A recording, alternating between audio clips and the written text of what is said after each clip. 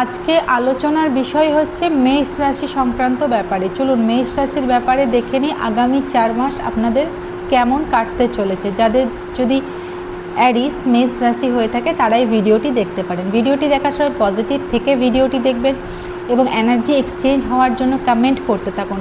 নতুন হলে প্লিজ চ্যানেলটিকে সাবস্ক্রাইব করে দেবেন। চলুন মেষ রাশির ব্যাপারে আজকে জেনে নেব। দেখুন আপনাদের না রাগটা একটু বাড়বে। আপনারা একটুতেই মাথা গরম করে ফেলেন, নিজের যে স্পষ্ট কথাটা সেটা কিন্তু আপনারা স্পষ্টভাবে বলতে খুব পছন্দ করেন, যে কারণে কি হয় প্রত্যেকটা মানুষের কাছে কিন্তু আপনি অপ্রিয় হয়ে যান।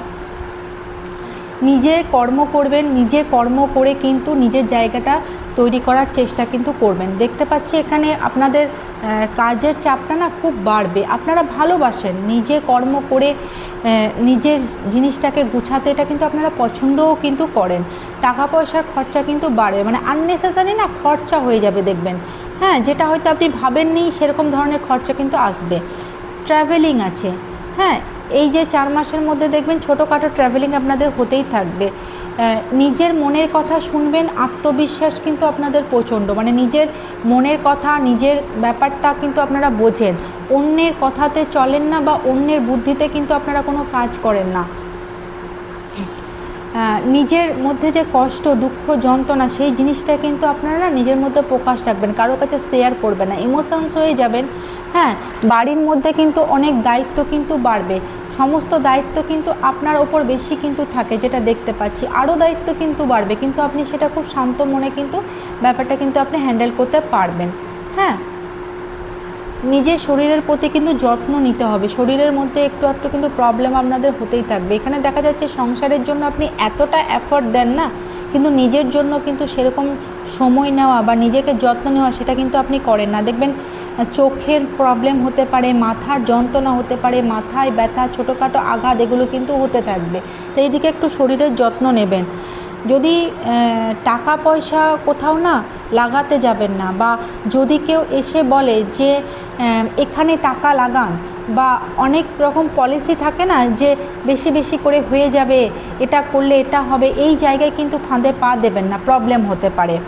যে জিনিসটার জন্য অনেক দিন ধরে অপেক্ষা করছিলেন, কোথাও একটা ইনভেস্ট করে বসেছিলেন, কিছু ভালো আউটকাম আসছিল না বা কবে আসবে ভাবতে পারছিলেন না, এগুলো কিন্তু আসার একটা চান্স কিন্তু আছে। নতুন পরিকল্পনা আপনারা কিন্তু করতে থাকবেন, নতুন পরিকল্পনা করতে থাকবেন, নতুন মাথার মধ্যে চিন্তা ভাবনা আসতে পারে। যদি জব করছিলেন নতুন ব্যবসা করার পরিকল্পনা করতে পারেন, কোথাও টাকা লাগাতে পারেন, নিজেকে গ্রো করার চেষ্টা করবেন, নলেজ কিন্তু বাড়াবেন, আধ্যাত্মিক লাইনের সাথে কিন্তু এবার বেশি জোড়ার চেষ্টা করবেন, নিজের মধ্যেই কথা বলবেন, নিজের মধ্যেই সব কিছু কিন্তু সুপ্ত রাখার চেষ্টা করবেন।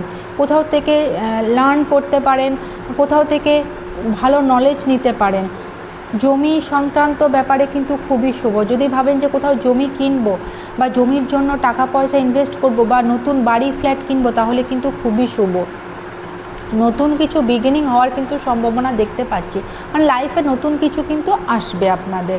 হ্যাঁ, আপনারা যদি পুজো করেন বা যে কোনো ভালো কাজ করেন তো পূর্ব দিকে মুখ করে কিন্তু আপনারা করতে পারেন, আপনাদের জন্য কিন্তু খুবই শুভ। আপনাদের ভালো দিনগুলি হচ্ছে শুক্রবার, শনিবার এবং মঙ্গলবার। এই দিনগুলি যদি আপনারা শুভ কাজ করেন আপনাদের জন্য কিন্তু খুব ভালো হবে। এটা আপনাদের শুভ সংখ্যা হচ্ছে 8, 9 এবং 6। এই শুভ সংখ্যাগুলিতে আপনারা কিন্তু কোনো কাজ করলে করতে পারেন। Thank you.